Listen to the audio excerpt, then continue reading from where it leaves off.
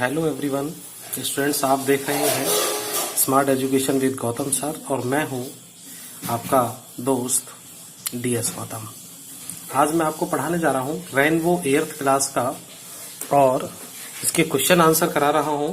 ये मैं 10 chapter already complete करा चुका हूं। आज 11th चैप्टर की ओर चलते हैं। ये चैप्टर नंबर 11th है, इसको मैं पढ़ा चुका हूं। द ओल्ड काकी, एक बूढ़ी महिला है काकी, इसकी पूरी कहानी पढ़ा चुका हूं। आज इसके क्वेश्चन आंसर की तरफ चलते हैं।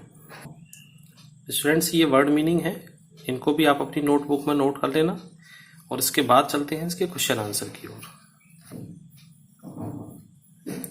तो इसका पहला क्वेश्चन है, हु डिड काकी लिव विथ? काकी के साथ कौन कौन रहा करते थे? ठीक, तो इसका आंसर देखिए। ये क्वेश्चन मैंने हाथ से लिखे हुए हैं स्टूडेंट्स अभी, और ये क्वेश्चन आपके लिए बहुत सरल भाषा में तैयार किए हैं। इनको जो कहते हैं आप कॉपी में साफ साफ लिखना है और वैसे ही आपको अपने एग्जाम में आंसर बुक में लिखना है और आपको पूरे नंबर मिलेंगे, चिंता ना करें। Kaki lived with her nephew, nephew होता है उसका भतीजा, इसका नाम है बुद्धिराम, एंड हिज फैमिली, जो अपने भतीजे और उसकी फैमिली के साथ रहती थी। हमारा दूसरा क्वेश्चन है, हु वाज लाडली? लाडली कौन थी? Was she sympathetic towards her Kaki? अपनी काकी के लिए वो सहानुभूतिपूर्ण थी या नहीं थी? ठीक है, ये पूछ रहा है। और लाडली कौन थी? तो चलो इसके आंसर की तरफ। एक एक आंसर को बहुत ध्यान से आराम से देखें। ये बी पॉइंट का आंसर है, दूसरा वाला। लाडली वाज बुद्धिराम्स ओनली डॉटर। लाडली जो थी बुद्धिराम की इकलौती बेटी थी, जिसके साथ काकी रहती थी। ठीक है, और वो क्वेश्चन पूछ रहा है कि वाज सी सिंपैथेटिक? तो यस, उसका आंसर है yes, she was sympathetic towards her kaki, काकी के साथ सिंपैथेटिक थी। थर्ड सी क्वेश्चन है, what was the occasion for celebration in Buddhiram's house? क्या था वो अवसर, सेलिब्रेशन जिसको बनाया जा रहा था इन बुद्धिराम्स, बुद्धिराम के घर में कौन सा सेलिब्रेशन मनाया जा रहा था उस समय? तो ये उसके लिए पूछा जा रहा है। तो इसका आंसर देखो। तो इसका आंसर है, it was the occasion of engagement celebration of Buddhiram's elder son. Buddhiram के बड़े बेटे की सगाई का कार्यक्रम या सेलिब्रेशन या अवसर था। ठीक स्टूडेंट्स, एक एक क्वेश्चन को वीडियो पॉज करके आराम से उतार लेना, परेशान मत होना बिल्कुल भी। Why did काकी फील इंसल्टेड? काकी को अपमानित क्यों महसूस हुआ? ये पास्ट इंडेफिनिट का सेंटेंस है।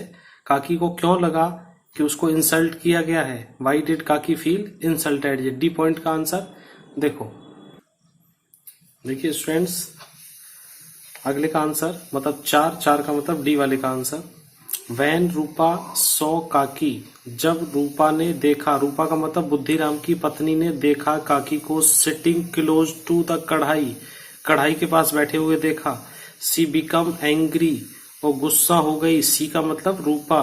एंड शॉक काकी, और काकी को झटका मार दिया विद बोथ हर हैंड्स, उसके दोनों हाथों में झटका मार दिया। एंड साउटेड एब्यूजेस, और कुछ गालियां भी बोली। काकी फेल्ट इंसल्टेड, काकी को अपमानित महसूस हुआ। स्टूडेंट्स, आराम से इनको उतार लीजिए वीडियो पॉज कर करके, कोई जल्दबाजी नहीं है। नेक्स्ट क्वेश्चन है, why did Rupa apologise to Kaki? Did Kaki forgive her? क्यों रूपा को मतलब माफी मांगी, अपोलॉजी हुआ काकी से, क्या काकी ने उसको माफ किया?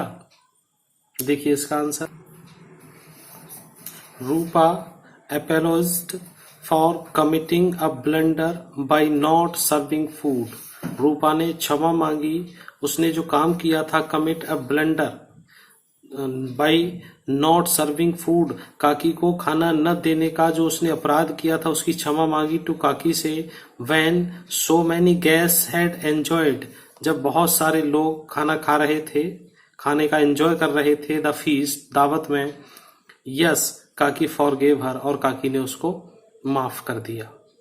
Next question, why did Pandit Buddhiram become red with anger and what did he do.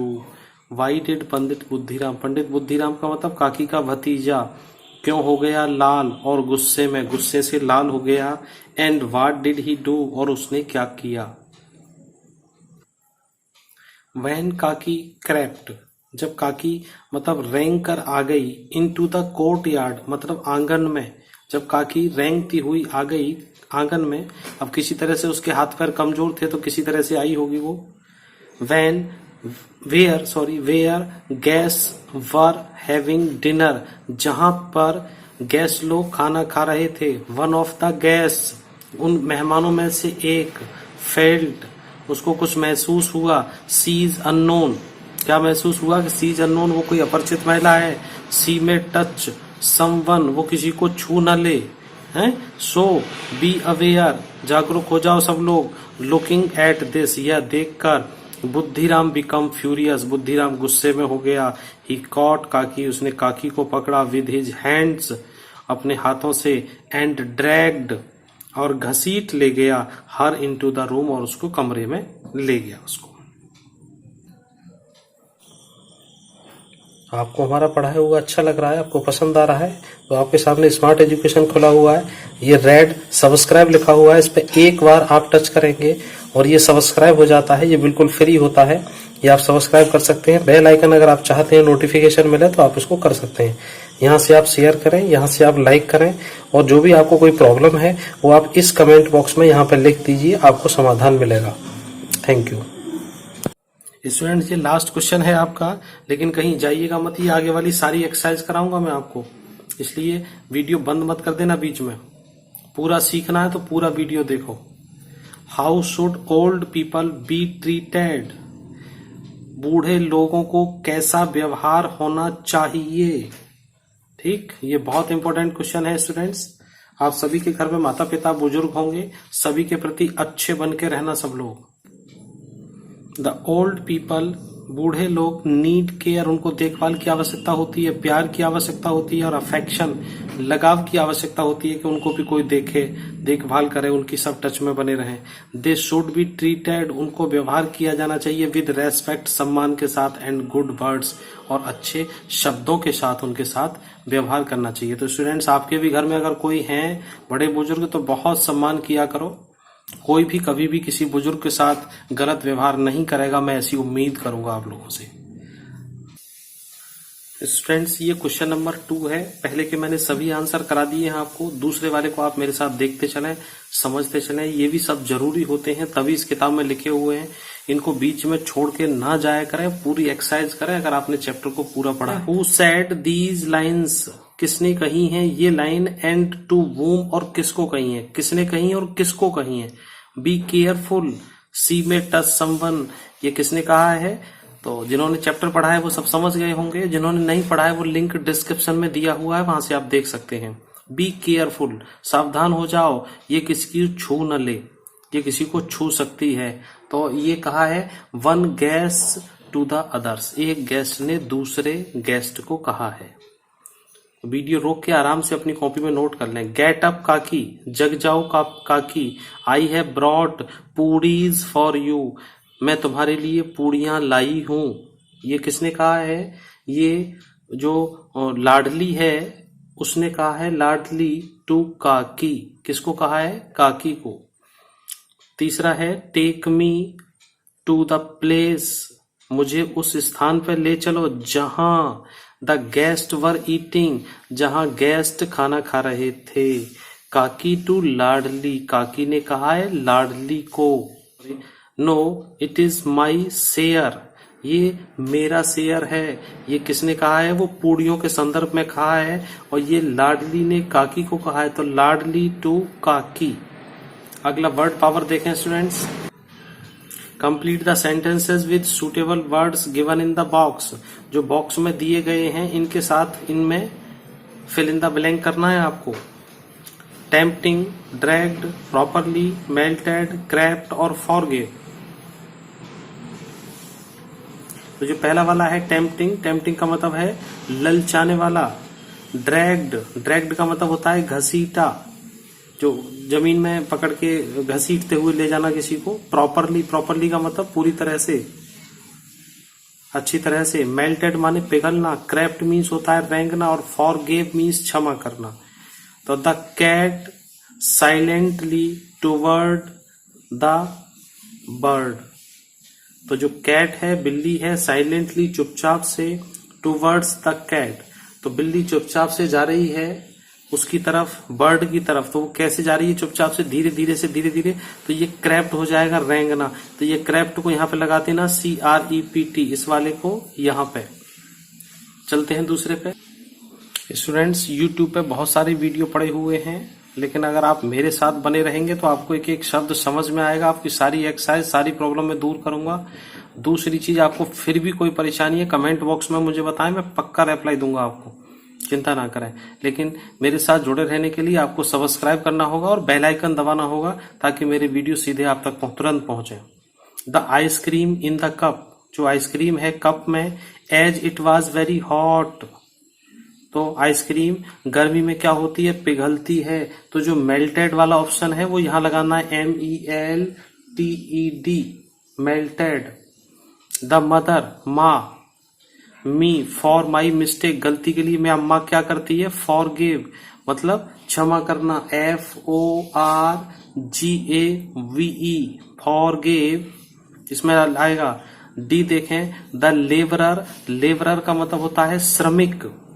The jute rice sack into the room, तो ये लेबरर क्या कर रही है? ड्रैग्ड, ड्रैग्ड का मतलब होता है खींच के ले जाना। The jute rice sack into the room, room में कुछ ये जूट का सामान, राइस वाला कुछ लेके जा रहा है इसको। ही ऑलवेज डज हिज वर्क, है, ही ऑलवेज, वो हमेशा करता है अपना काम प्रॉपरली। प्रॉपरली वाला ऑप्शन इसमें लगाना है। मैं लिख नहीं रहा हूं स्टूडेंट्स, आप यहां लिख लेंगे आराम से। प्रॉपरली वाला इसमें अपने साथ बुक रख के पढ़ा करो मेरे वीडियो के साथ। The dish which Amit prepared, जो डिश है जो अमित ने तैयार किया है। लुक, लुक कैसी दिख रही है? टेम्पटिंग, टेम्पटिंग माने ललचाने वाली। तो ये यहां तक हुआ। आगे चलते हैं स्टूडेंट्स, ये ग्रामर का पार्ट थोड़ा सा आ जाता है। यहाँ थोड़े से समझने की चीज है कि शब्द कौन से कहाँ लगाए जाते हैं। इनको बहुत से लोग ऐसे ही छोड़ देते हैं। ये बहुत काम की चीज होती है, इनको जरूर पढ़ा करें। जितने क्वेश्चन आंसर काम के होते हैं उतने ये होते हैं। तो बहुत से स्टूडेंट्स वीडियो बीच में छोड़ के चले जाते हैं।